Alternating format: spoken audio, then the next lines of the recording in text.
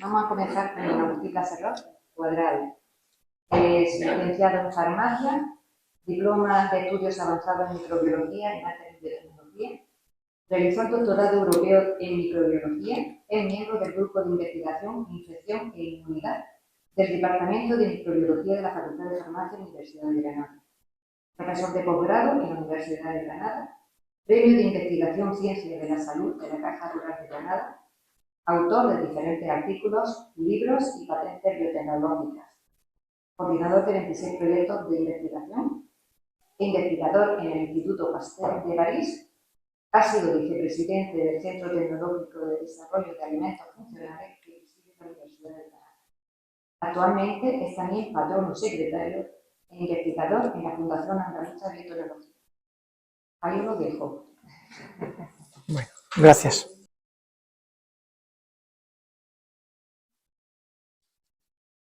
Buenas tardes. Primero preguntarles si se oye bien, si todos me escuchan bien, todas ahí al final. Un saludo a la asociación, a la junta directiva y a los amigos y personas que nos acompañan. Agradecer también esta aceptación de la presidenta y de la Asociación de Esclerosis Múltiple de Granada, puesto que se encuentra dentro de lo que es la misión de nuestra fundación, Fundación Andaluza de Biotecnología. El tema que hemos elegido para esta conferencia es un tema complejo y amplio y voy a intentar un nivel que puedan entender todos ustedes.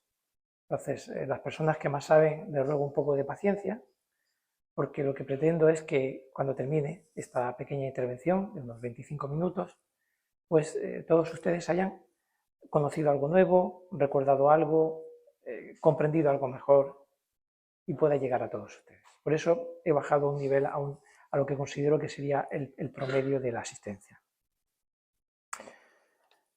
Comentarle que yo durante esta intervención no voy a hacer ninguna opinión personal. Les digo esto porque es normal hoy en día las tertulias, en la televisión, en la radio, pues que todo el mundo opina. Yo no voy a dar opiniones personales. Si alguien de ustedes en algún momento, después o al final de la conferencia, me pregunta, pues yo si le doy una opinión personal, le diré, es mi opinión personal. Yo me voy a basar solamente en publicaciones científicas y en lo que ya está reconocido como hechos evidentes y lo que la comunidad científica internacional ya acepta como evidencias científicas. Y me voy a alejar de lo que es mi opinión personal, que como es evidente la tengo, ¿no? Pero la guardaré. Creo que lo interesante es dar un rigor científico a la intervención. Bueno, pues vamos a empezar. El título es Microbios y esclerosis múltiple.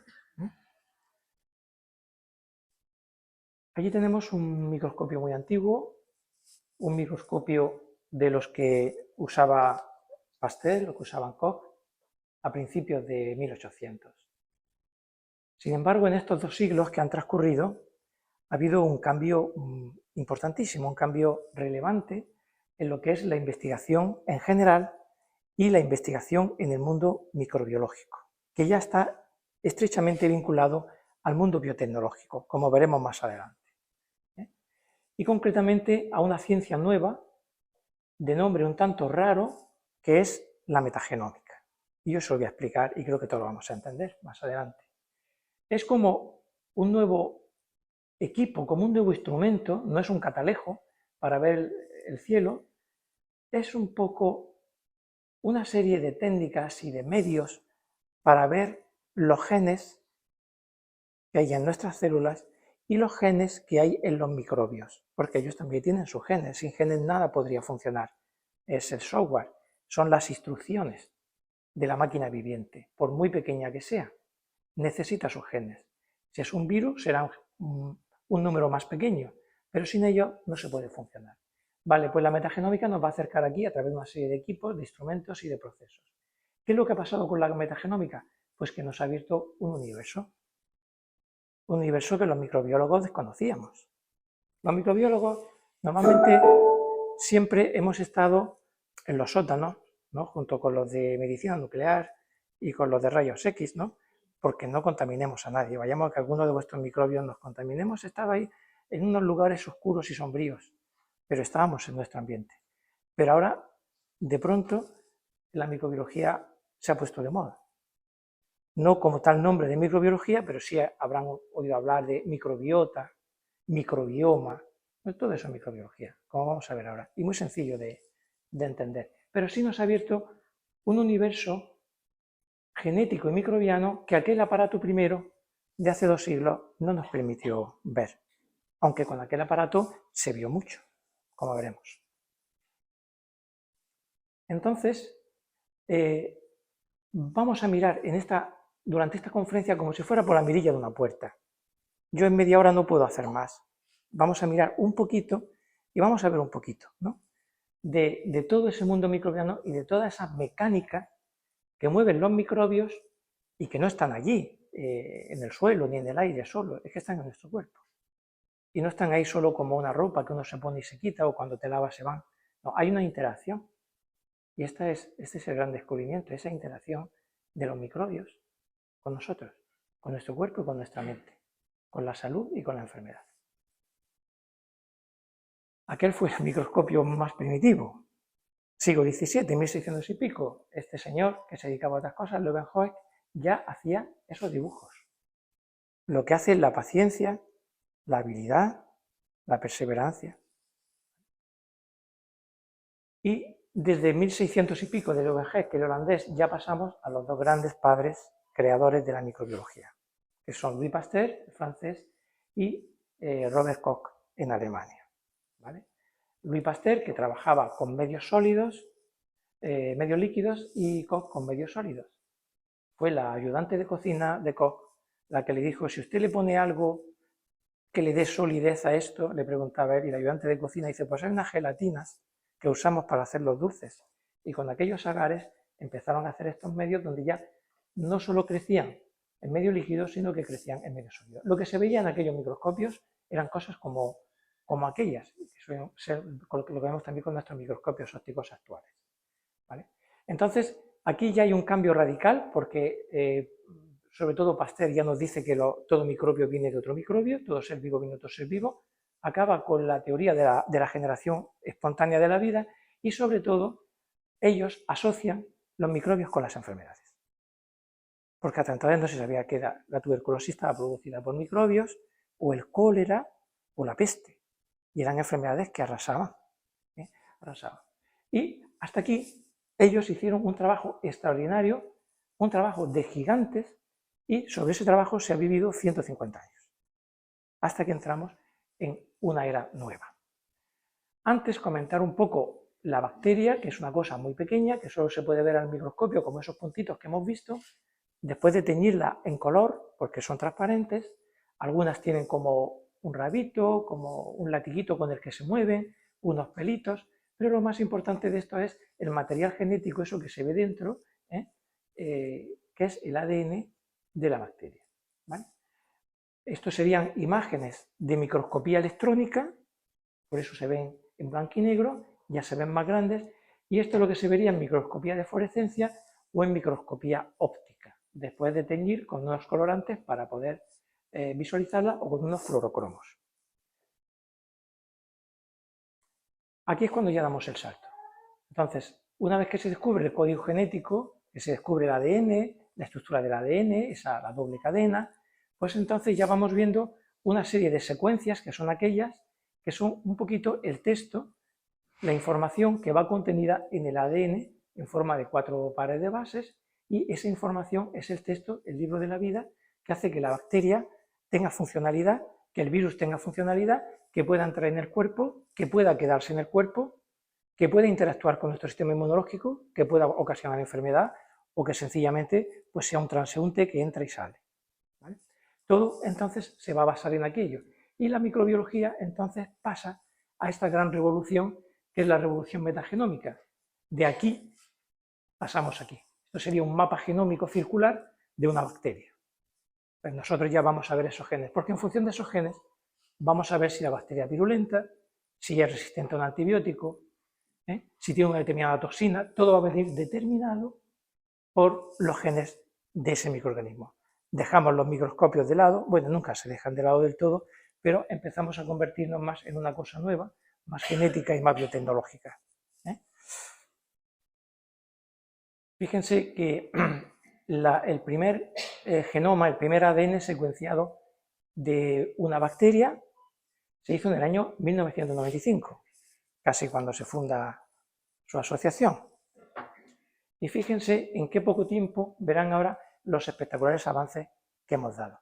1998 viene a ser, una vez que tenemos ya los textos genómicos, empezamos a estudiarlos, y una vez que empezamos a estudiar esos textos genómicos y hacer los mapas, es cuando empieza la ciencia metagenómica, que es la ciencia que trata los genes no de una bacteria, por eso sería genética bacteriana, sino los genes de las poblaciones bacterianas.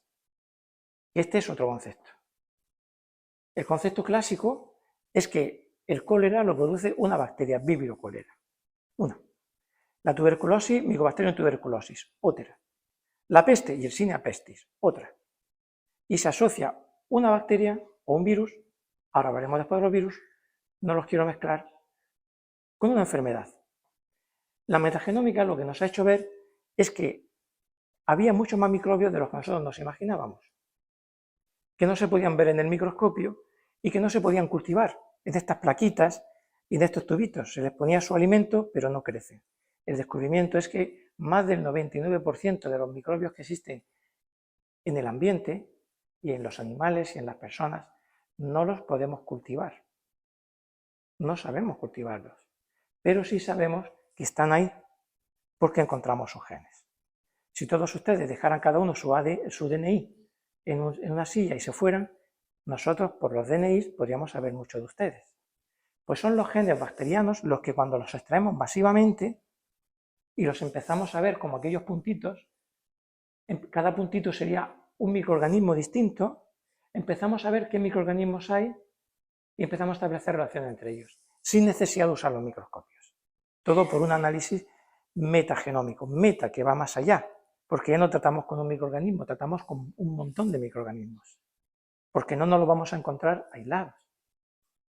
Aislados lo aislamos, si una persona tiene tuberculosis, podemos coger una muestra de tejido pulmonar y podemos, a través de unos medios selectivos, aislar el Mycobacterium tuberculosis, ¿vale? Pero es que en los procesos que ahora vamos a ver, no se trata de enfermedades provocadas por un microorganismo. Se trata de situaciones orgánicas y fisiológicas provocadas por un conjunto de microorganismos. Hasta que no pudimos verlos todos desde la perspectiva genética, que nuestros ojos no los perciben, no pudimos dar ese gran paso a esta revolución nueva de la microbiología y la biotecnología. ¿Qué nos hace ver la metagenómica? La metagenómica nos hace ver que los microorganismos están en todos sitios, que hay más microorganismos de los que nos imaginábamos y que están en más sitios de los que nos imaginábamos. Y que hay toda una red de microorganismos, esto sería los cultivos de los microorganismos de una mano, de los que crecen en el medio de cultivo. El 99% no crecen aquí. Los tendríamos que mirar a través de análisis genético. O sea, hay muchísimo más.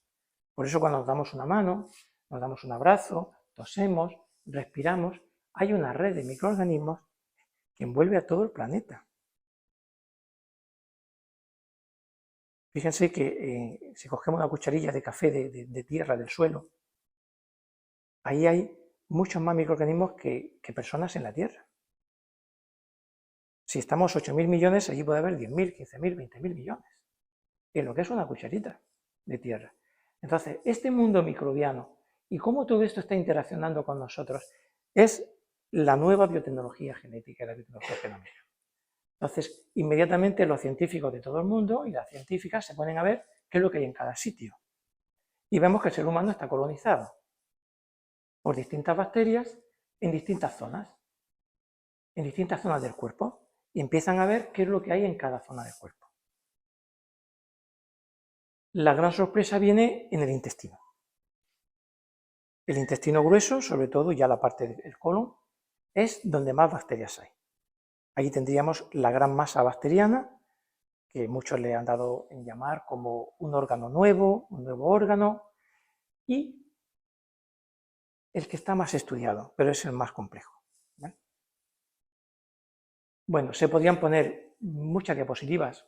Lamento que algunas están en inglés porque no podido traducir ni volver a rehacer, son cogidas de otros autores. Y podríamos explicar, de estos esquemas hay miles, para explicar toda la complejidad y buscando las interacciones entre el epitelio del intestino, el sistema nervioso, el eje intestino-cerebro, etc. Simplemente un detalle orientativo. Bueno, tenemos un cambio de paradigma, lo que llamamos un cambio de paradigma.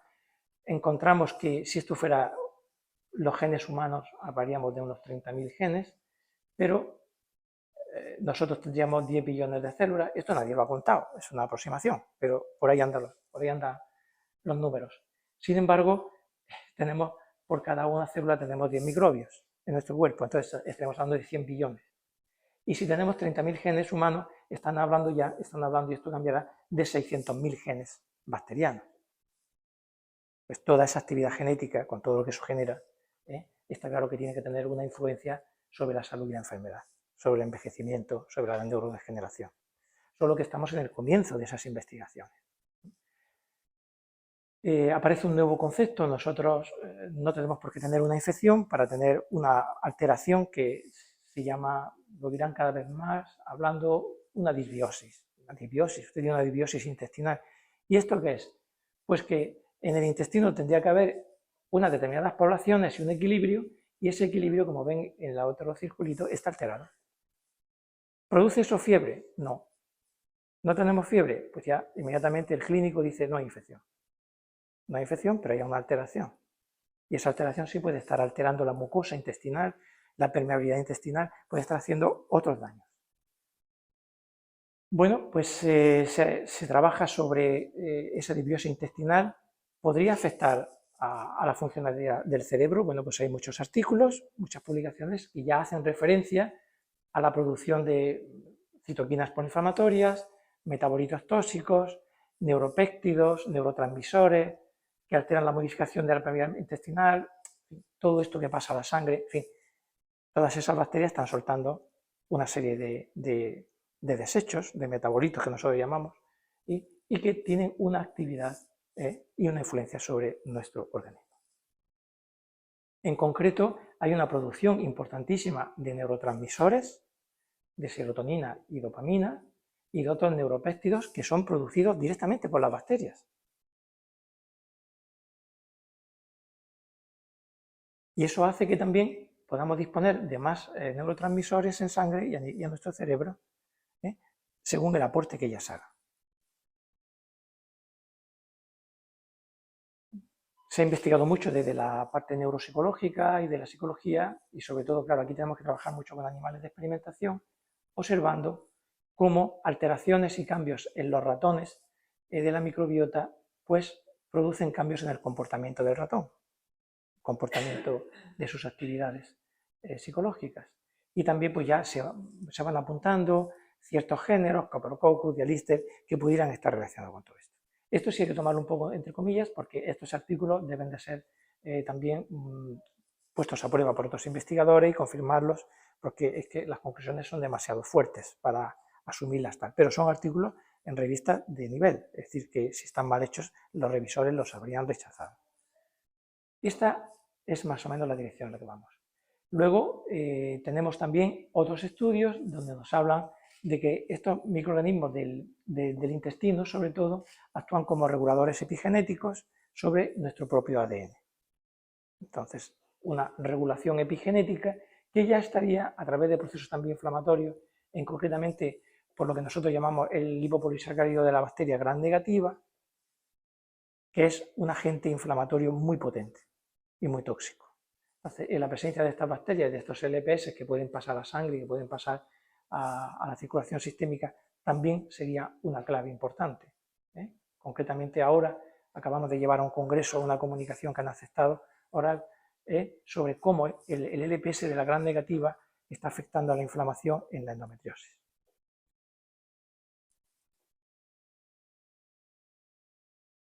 En ratones también, gente del Instituto Pasteur y de otros centros franceses han trabajado cómo esta microbiología del intestino influye sobre factores muy fisiológicos como son el apetito y la temperatura del cuerpo.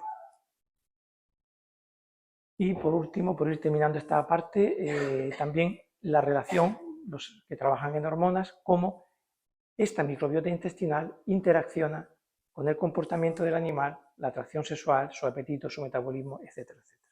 Es decir, todo esto, aunque hay que revisarlo y se está investigando a nivel de todo el mundo, lo que sí nos va apuntando es que los microbios no están ahí como meros espectadores, sino que hay una influencia. Por lo tanto, evidencias actuales, aquí ya les voy a poner también algunas referencias de algún artículo, verán también fechas, por ejemplo 2015, nos dice que las evidencias actuales sugieren cómo todos esos múltiples mecanismos que hay que dilucidar, que hay que estudiar y que hay que comprender bien, incluyen vías endocrinas y también neurocrinas, y una relación, sobre todo en roedores, de que esto se puede traducir a otras enfermedades, por supuesto el síndrome del intestino irritable, y más allá de esto, como el autismo, la ansiedad, la depresión, el Parkinson, la esclerosis múltiple y la esclerosis lateral amiotrófica.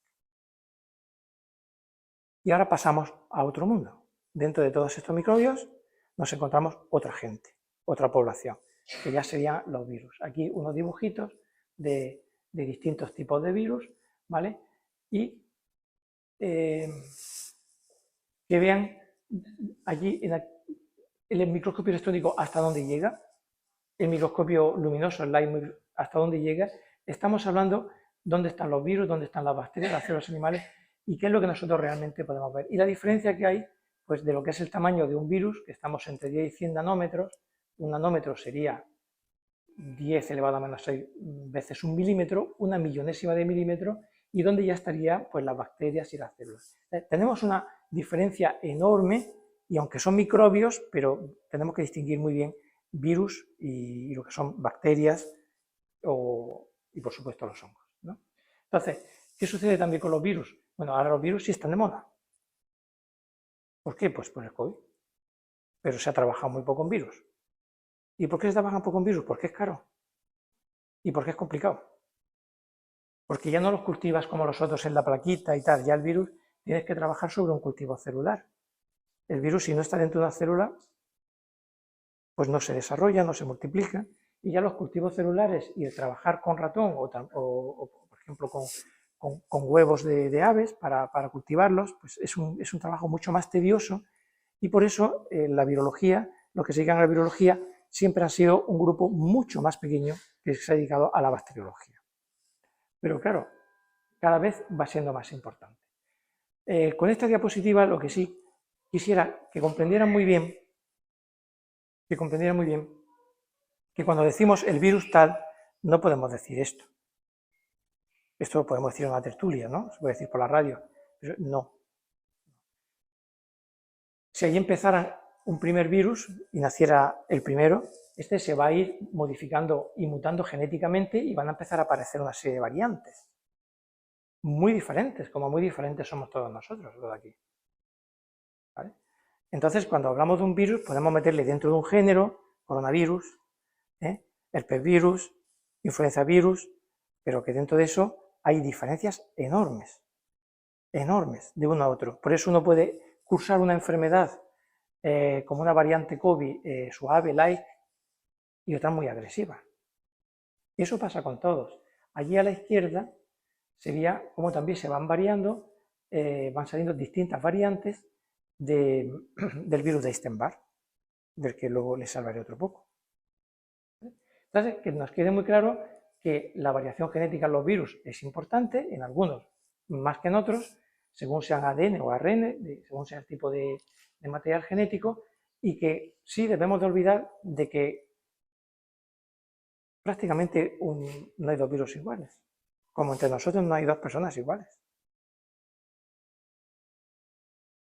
Bien, entonces se habla de viroma como el conjunto de todos los virus que viven en nuestro organismo, y también hablaríamos de microbioma, son palabras que ya las van a ir oyendo cada vez más, microbioma como todos los genes de los microorganismos, bacterias, virus y otros, porque también hay protozoos y otros microscópicos en nuestro organismo. A todo ese conjunto de genes sería el microbioma, a todo el conjunto de virus como virus sería el viroma, y la microbiota se está asociando más a lo que serían las bacterias. sea, el conjunto de bacterias de nuestro cuerpo sería nuestra microbiota, el conjunto de virus sería el viroma, y el conjunto de genes, que es otra cosa distinta, que son los genes, sería el microbioma.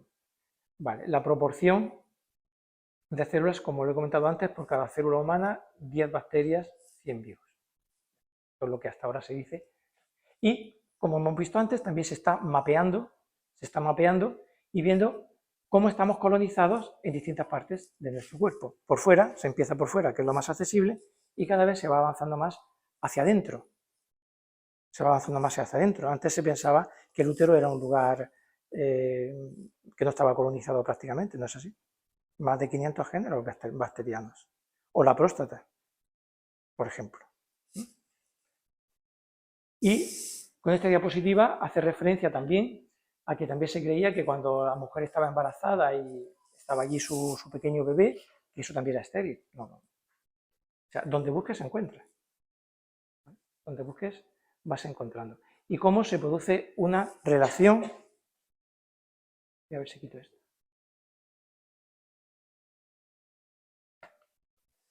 Gracias.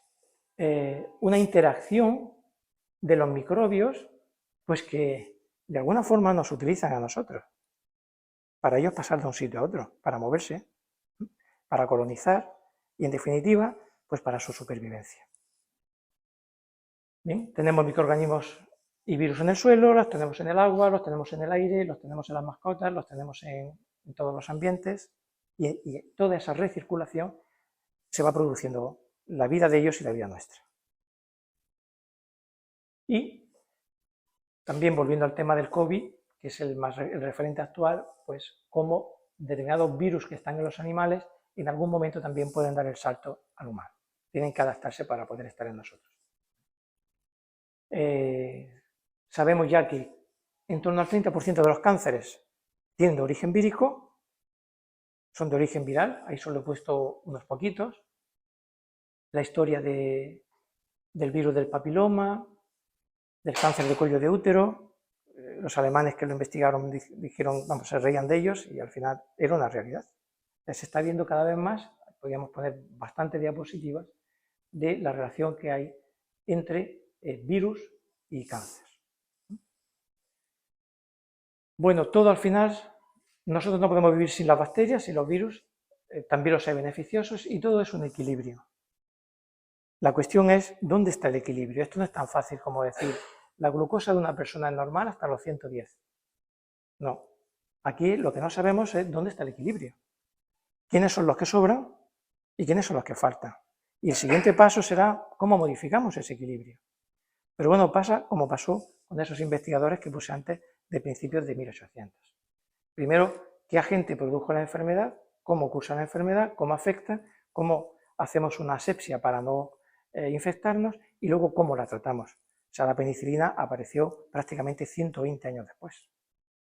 ¿Vale? Entonces, del descubrimiento al avance y al remedio, pues ahora lo bueno de ahora es que ahora hay mucha más gente investigando que en aquellos tiempos.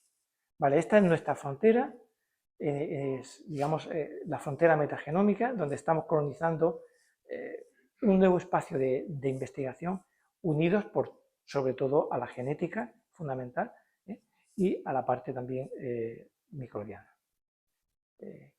Esto les he comentado, ¿no? ¿Quiénes son? ¿Dónde están? ¿Cuántos son? Ahora tenemos que saber qué es lo normal, qué es lo anormal y cómo podemos nosotros influir en regular todo eso. El problema también es que tenemos muchísimos datos, muchísima información, es una barbaridad. Pero bueno, también se han desarrollado unas herramientas bioinformáticas y de Big Data que nos están ayudando a poder procesar toda esa información que sueltan esos millones de microorganismos en un espacio pequeñísimo, reducido, sea del suelo, sea de nuestro cuerpo. Bueno, hasta aquí la mitad, no salgan solo un minuto. Esto era necesario que se lo explicara para poder entender lo importante, lo que viene ahora que tenga que ver con la esclerosis múltiple. O sea, sería el intermedio para pasar. Yo, con permiso, tomo un poco de agua.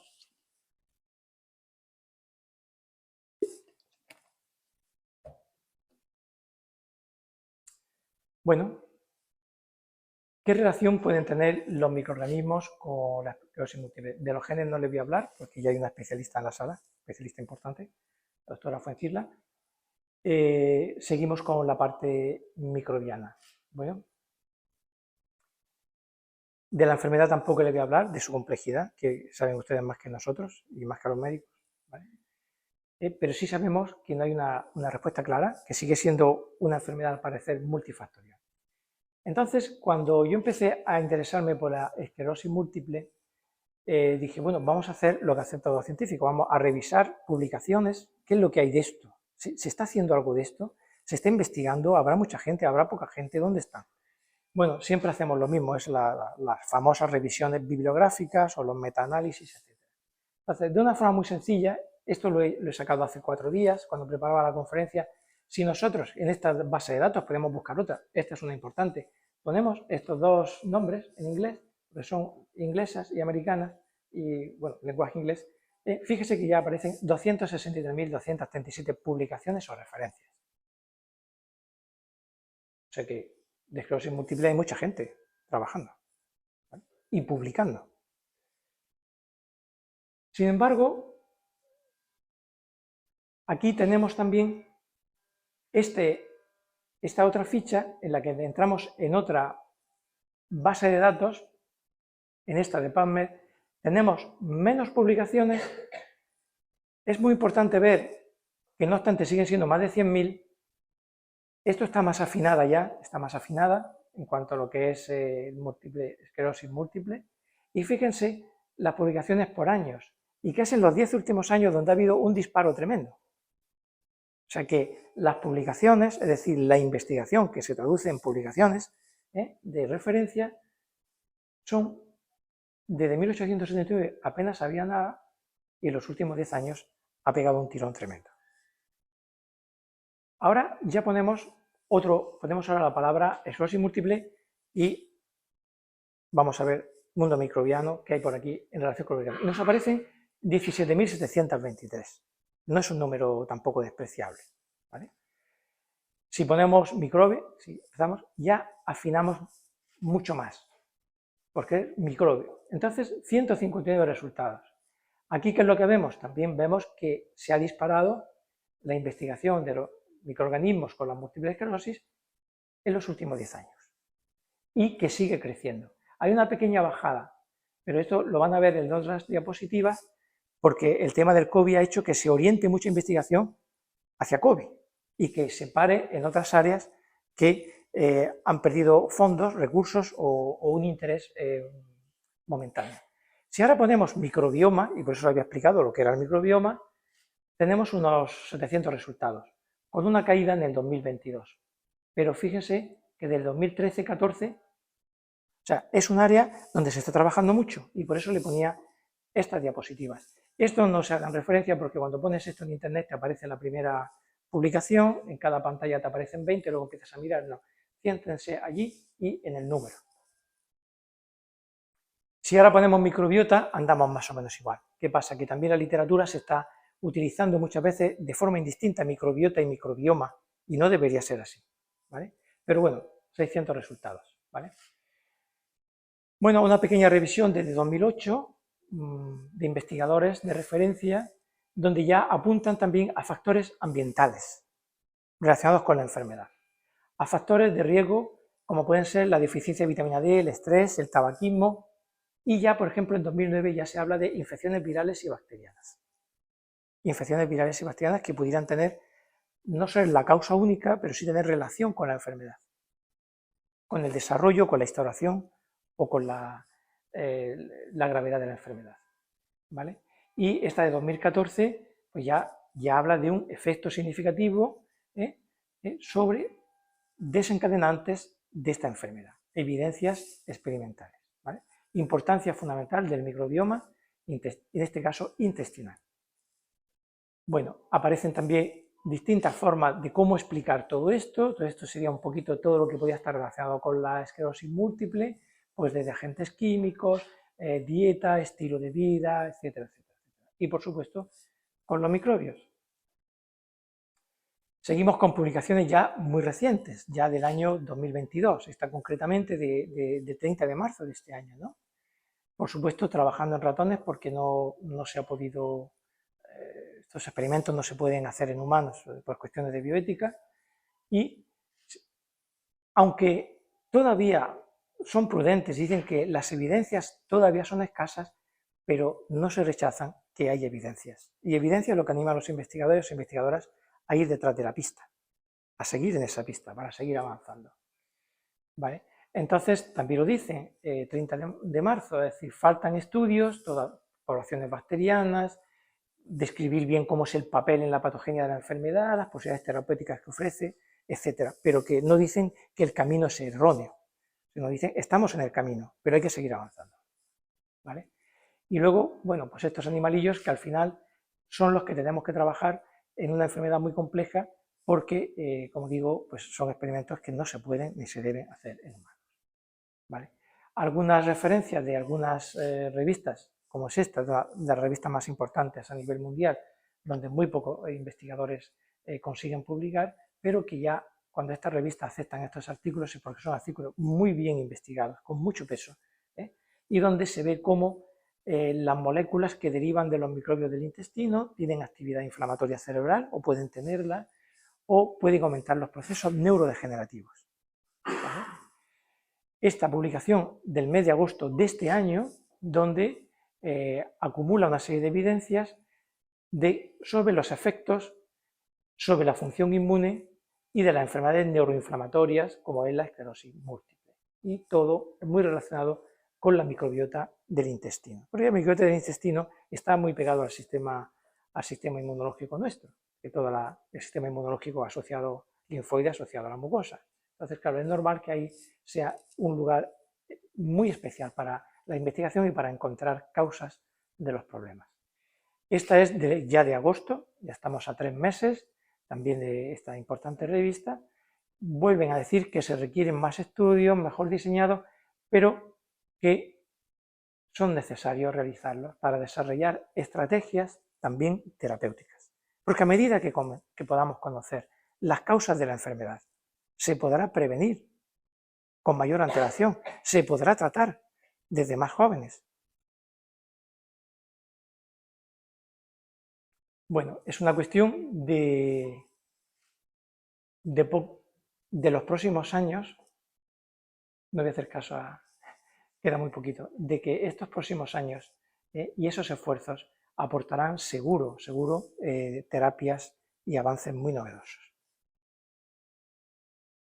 En relación, ya para terminar, con los virus y la esclerosis múltiple, pues sabemos que está también muy de actualidad el Epstein-Barr, ¿vale? El virus de Epstein-Barr como un agente que tiene que ver, pueda ser con la enfermedad, ¿no?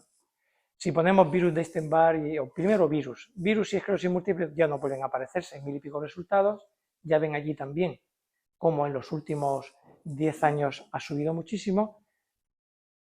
Si ya ponemos concretamente Epstein-Barr, fíjense, y encontramos 900 resultados. Un poquito como es Epstein-Barr, no es COVID, aunque también tiene unas moléculas de membrana exterior donde se ve. Es un virus que pues aquí prácticamente todos lo tendremos, lo habremos pasado. La cuestión es por qué en unos casos puede estar relacionado con la esclerosis múltiple y en otros no. Y ahí seguramente habrá factores también de tipo genético. Es un virus, se llama, como ya saben, la enfermedad del beso, porque se transmite por la saliva, por los besos, pero ahora sí se está viendo que es un virus más malillo de lo que parecía.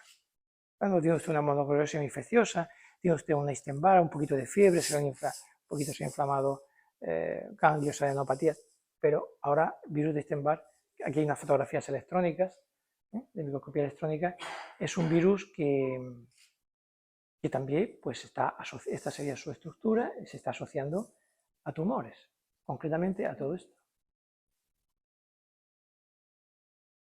Y vuelvo a decir lo mismo, ¿pero qué virus de Epstein-Barr? Porque hay una gran gama de virus de Epstein-Barr dentro de esa misma clasificación. Esta es de las últimas diapositivas que he preparado, porque esta es muy reciente, 13 de enero. y en una revista de máximo impacto. Lo dan como un detonante del desarrollo de la enfermedad. Otra de febrero, ¿vale? Un desencadenante de todo el proceso de autoinmunidad cerebral, virus de Epstein-Barr. Los datos clínicos implican como culpable viral al virus de Epstein-Barr. Y por lo tanto, comprender esto nos ayudará a desarrollar nuevas terapias contra el virus de Epstein-Barr. ¿Por qué? Porque solo una pequeña fracción de los que están infectados desarrollan. Indudablemente, los genetistas lo sabrán mejor que yo, factores de susceptibilidad genética y otros factores que hagan que este virus en algunos casos pueda ser un detonante y en otros no. Bueno, la solución, pues contra los virus las vacunas. ¿Vale? Aquí tenemos nuestra primera vacuna, que se la jugó Pasteur cuando vacuna a un niño que lo habían mordido 14 veces un perro rabioso, eso era una muerte segura. Y Pasteur se juega todo su prestigio, porque si el niño moría estaba Pasteur acabado, pero lo salvó. El niño quedó es muy bonito porque yo he trabajado allí en Pasteur y tengo muy buenos recuerdos. Cuando llegas allí ves una estatua de un niño al que le está muriendo un perro. Y luego el niño fue bedel del instituto toda su vida. Y bueno, y el primero que empezó a vacunar fue el inglés Jenner, vacunando para la viruela. ¿Vale? Entonces, la vacuna contra el Epstein-Barr sería una gran solución. Contra todos los Epstein-Barr. ¿Vale? Sería una gran solución. Las vacunas clásicas, que serían aquellas, y esto nuevo, a lo que también le llaman vacunas, pero que es otra cosa. No es la vacuna clásica, esto es una terapia génica. Bueno, el siguiente paso a nivel biotecnológico es poder utilizar las nuevas técnicas CRISPR y las nuevas técnicas de modificación genética, también a nivel humano, y tener esa mirada que Pasteur tenía en ese cuadro de 1800 y poco, donde yo creo que él veía como científico. O sea, él está mirando ese frasco con un cultivo, pero yo creo que él veía que ahí había un universo que él iba a morir sin conocer, pero lo presentía. Lo mismo que nosotros ahora estamos viendo un universo metagenómico, un universo de microbios desconocidos, de virus desconocidos, con roles desconocidos. Igual necesitamos unos años también, pero estamos en el camino. Por eso, frente a su enfermedad, su terrible enfermedad, la investigación debe ser una esperanza. Y desde nuestra fundación también, erradicar todas las enfermedades pienso que debería ser la esperanza de los que trabajamos en investigación en salud. ¿Vale? Este cuadro que me encanta de Pablo Picasso, ¿y sabéis por qué me encanta? Porque esto es como un bastoncillo de hacer las PCRs, ¿verdad? Pero no, esta es una restauradora de arte, porque este cuadro hubo que ser restaurado, tuvo una restauración importante y ella está restaurando y cogiendo muestras del cuadro, pero a mí lo que me sugirió fue que iba a tomar una muestra de PCR de esa señora que estaba gravemente enferma y seguramente ya muriendo. Desde nuestra fundación, pues estamos abiertos a todas las colaboraciones investigadoras y ayudar en lo que nosotros modestamente podamos. Muchas gracias.